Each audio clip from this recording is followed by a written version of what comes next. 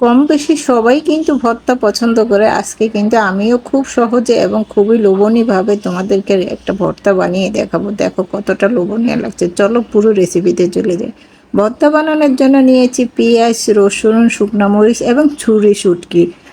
শুটকিটা দিয়ে কিন্তু আমি ভর্তাটা বানাবো, সেই জন্য নিয়ে নিয়েছি। চলো পেঁয়াজ এবং শুটকিটাকে ধুয়ে কেটে বেছে পরিষ্কার করে নিয়ে একদম খুব সুন্দর করে ধুয়ে দেখো পরিষ্কার করে পেঁয়াজটাকেও নিয়ে এসেছি। শুটকিটাকে খুব ভালো করে গরম পানি দিয়ে ধুয়ে নিয়েছি। এখন কিন্তু ভাজতে হবে। প্রথমে কিন্তু আমি শুকনো মরিচটা ভেজে নেব।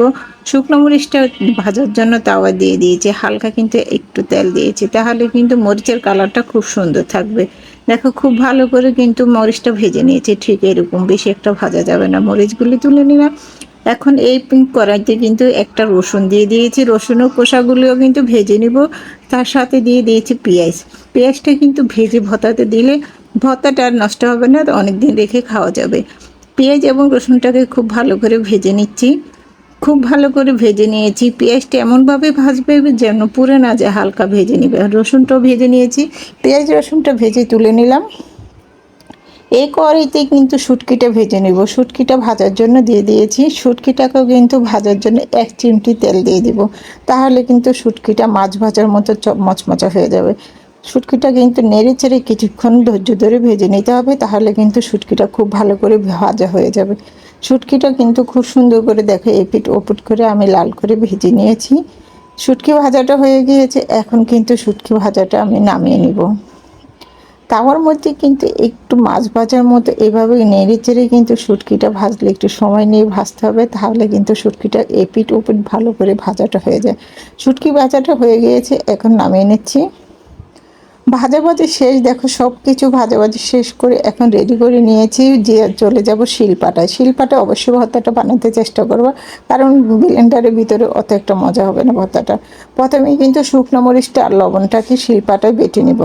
শিলপাটায় কিন্তু শুকনো মরিচটাকে দিয়ে দিয়েছি। লবণ দিয়ে শুকনো মরিচটাকে কিন্তু এভাবে বেটে নেব। লবণ দিয়ে সবসময় কিন্তু শুকনো মরিচটা আস্তে বাটলে যে খুব তাড়াতাড়ি হয়ে যায় এবং খুব মিহিন হয়ে যায়। দেখে একটা বাটাই কিন্তু শুকনো মরিচগুলো খুব ভালো করে কিন্তু মিশ করে বেটে নিয়েছি। এইভাবে করে কিন্তু শুকনো মরিচটাও বেটে নিলাম। শুকনো মরিচটা বাটার পরে কিন্তু দিয়ে দিব একে একে সম্পূর্ণ উপকরণগুলি, এভাবে করে একে একে করে বেটে নিব। এখন দিয়ে দিব কিন্তু কিছু রসুন। একটা রসুন নিয়েছি, রসুনের খোসাটা কিন্তু এভাবে করে ভেজে তারপরে কিন্তু শিলপাটে বেটে নিব। দেখো শিলপাটার মধ্যে রসুনের কোষগুলি দিয়ে নিয়েছি, আলতো করে বেটে নিচ্ছি। খুব একটা মিহিন করব না, মানে আলতো আলতো করে বেটে নিব। রসুনটা বাটা হয়ে গিয়েছে, এখন দিয়ে দিব কিন্তু পেঁয়াজ। পেঁয়াজটাকেও কিন্তু শিলপাটার মধ্যে খুব ভালো করে আলতো করে বেটে নেব।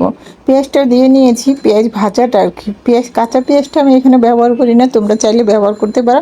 আমি কিন্তু এখানে ভেজে দিয়েছি। ভাজা পেঁয়াজটাও কিন্তু ভালোই লাগে, আর এটা কিন্তু অনেকটাই ভালো লাগে, কারণ ফ্রিজে রেখে অনেক দিন, 1 সপ্তাহ রেখে খাওয়া যাবে। পেঁয়াজ রসুন এবং শুকনো মরিচটা বাটা হয়ে গিয়েছে, একসাথে মিলিয়ে নিয়েছি। মিলিয়ে নেওয়ার কারণটাই কিন্তু আমি এখানে রসুন বাটাটা একটু ভর্তা বানিয়ে রেখে দিব। এভাবে কিন্তু এক ভর্তার সাথে দুইটা ভর্তা বানিয়ে খাওয়া যায়। দেখো কিছুটা ভর্তা আমি তুলে রেখে দিলাম, তোমরা চাইলে এভাবে কিন্তু রসুন ভর্তাটা তুলে রেখে দিতে পারো। আমার কিন্তু রসুনের বাটাটা রেখে দিয়েছি। এখন কিন্তু শুটকিটা বেটে নিব, কারণ এটা ছুরি শুটকিটাকে কিন্তু একটু শক্ত হয়, সেই জন্য শিলপাটায় আগে ছেঁচে তারপরে কাঁটাটা বের করে নেব। এভাবে কিন্তু কাঁটাটা অবশ্যই ফেলে দেবে, এটা কিন্তু বাটা যায় না, আর এটা খাওয়াটাও ঠিক হবে না। এটা কিন্তু কাঁটাটা বের করে সম্পূর্ণ ফেলে দিয়েছি, তারপরে কিন্তু এভাবে করে থেতলিয়ে নিচ্ছি একদম শিলপাটা দিয়ে। এভাবে কিন্তু থেপটিয়ে ভর্তাটা বানালে খুব তাড়াতাড়ি ঝটপট হয়ে যায়। দেখো কতটা সুন্দর লাগছে। আমি কিন্তু এভাবে করে কিন্তু শিলপাটার মধ্যে সম্পূর্ণ শুটকিটাকে বেটে নেব। সামান্য একটু পানি দিয়ে দিয়েছি, তাহলে কিন্তু শুটকিটা বাটাটা খুব সুন্দর হবে। শুটকিটাও কিন্তু খুব সুন্দর করে বেটে নিয়েছি, দেখো কতটা সুন্দর লাগছে। এখন কিন্তু সম্পূর্ণ শুটকিটা ভর্তাটা একদম হাতে মিশিয়ে নেব শিলপাটার মধ্যে, খুবই লোভনীয় লাগবে। দেখো কতটা সুন্দর লাগছে। আমি কিন্তু একটা করেই বাটা দিয়েছি, সব কিছু কিন্তু এক বাটায় মিশ হয়ে গিয়েছে। আর এইভাবে করে কিন্তু শিলপাটা ভর্তা বানালে খেতে কিন্তু অন্যরকম মজা লাগে। তোমরা চাইলে কিন্তু এভাবে করে খুব সুন্দর করে শিলপাটা ভর্তাটা বানিয়ে খেতে পারো।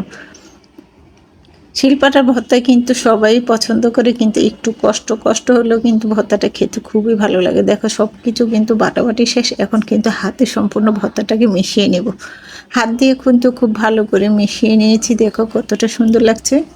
এই ভর্তাটা কিন্তু তুলে এখন রেখে দিব। তোমরা চাইলে কিন্তু এইভাবে করে ভর্তাটা বানিয়ে খেতে পারো। এটা কিন্তু খিচুড়ি, সাদা ভাত এবং কিন্তু চিতল পিঠা দিয়ে, চিটা রুটি দিয়ে খেতে খুবই ভালো লাগবে। আজকের রেসিপিটা যদি ভালো লেগে থাকে প্লিজ আমার এই ভিডিওটা লাইক, কমেন্ট ও শেয়ার করে দিবে, অন্যকে দেখার সুযোগ করে দিবে। রেসিপিটা এ পর্যন্ত। সবাই ভালো থাকবে, সুস্থ থাকবে, নিরাপদ থাকবে। ভালো লেগে থাকলে অবশ্যই আমার সঙ্গে থাকবে। আল্লাহ হাফেজ।